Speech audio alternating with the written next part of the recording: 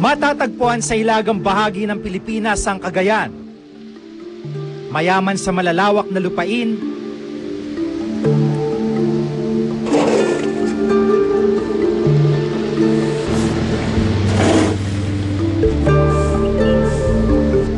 hitik sa yamang dagat,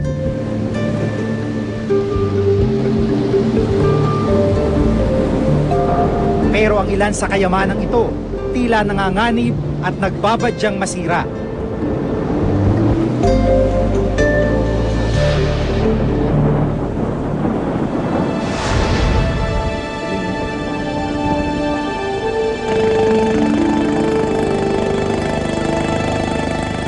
Sa kahabaan ng tabing dagat ng bayan ng Bugwe, daan-daang sako ng buhangin na nadat na naming nakahilera. Isang malawak na mining site pala ang ginagawa rito. Ang kanilang pakay, ang black sand kung saan makukuha ang mineral na magnetite. Mineral na kadalasang ginagamit sa paggawa ng bakal. Isa raw sa mga lugar na mayaman sa magnetite ang Cagayan. Ang yamang ito ay nagmumula sa Cagayan River. Kinukuha lang nila yung mga buhangin, no, na nandoon yung magnetite, isasakay na nila sa barko yan. No? Kung merong mga proseso, napakaliit at ginagawa lang doon sa baybaying dagat. Mahalaga raw ang magnetite sa kalikasan. Nagsisilbi itong magnet na nagpapanatili sa tibay ng lupa. Kapag tinanggal ang magnetite, maaring gumuho ang tabing dagat. Ngayon, kapag inalis mo yan sa pamamagitan ng pagmimina, ibig sabihin, inaalis mo yung inaalis mo yung harang at ang direktang epekto nito ay lulubog, babahain yung mga malalapit na komunidad doon sa pinagmiminahan.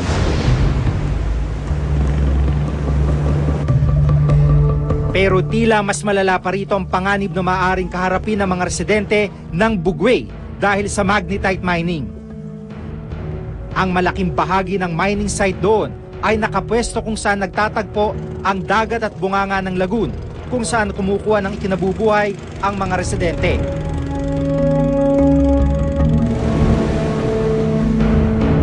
Kapag tuluyang gumuho ang sand barrier na ito dahil sa mining, papasok sa lagoon ang alon at tubig alat na may malaking epekto sa mga mamamayan at maging sa yamang dagat.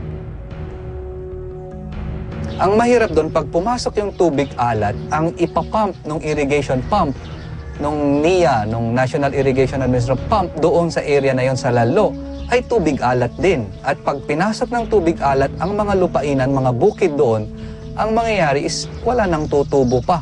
At saan pa kukuha ang mga tao ng kanilang kabubuhay?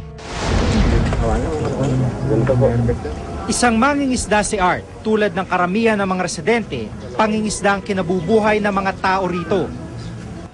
Isa si Art sa mga tutol sa magnetite mining sa kanilang lugar.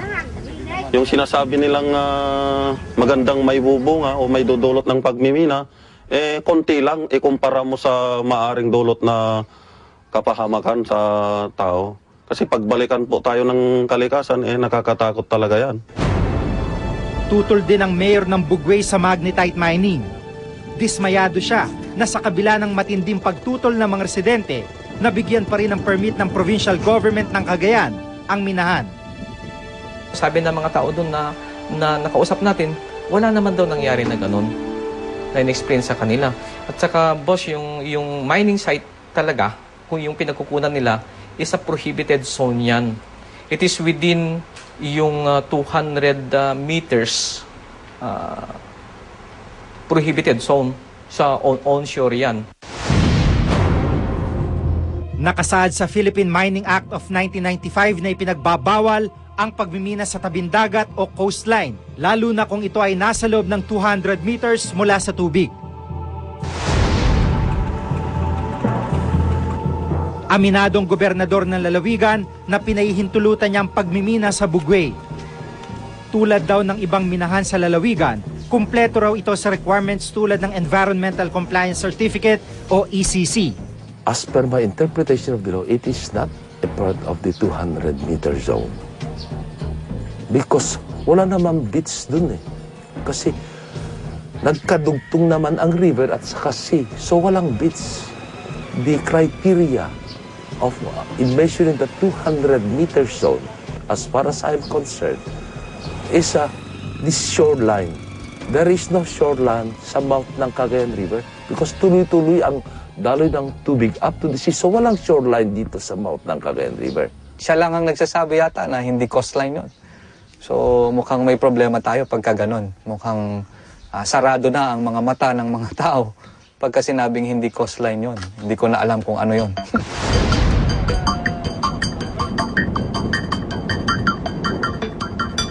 Dagdag pa niya, pinahintulutan niyang magnetite mining dahil balak niyang ipatanggal ang sand barrier dito upang maging mas maayos ang daloy ng tubig patungo sa lagoon.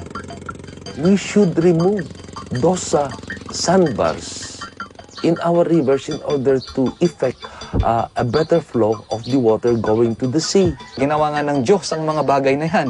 Yung paglalagay ng mga barrier na yan para nga talagang maging meron ding control at may protection yung mga tao na nandito sa loob ng after nung barrier na yan. Sa bayan ng Lalo, namataan namin ang mga barkong ito sa gilid ng ilog.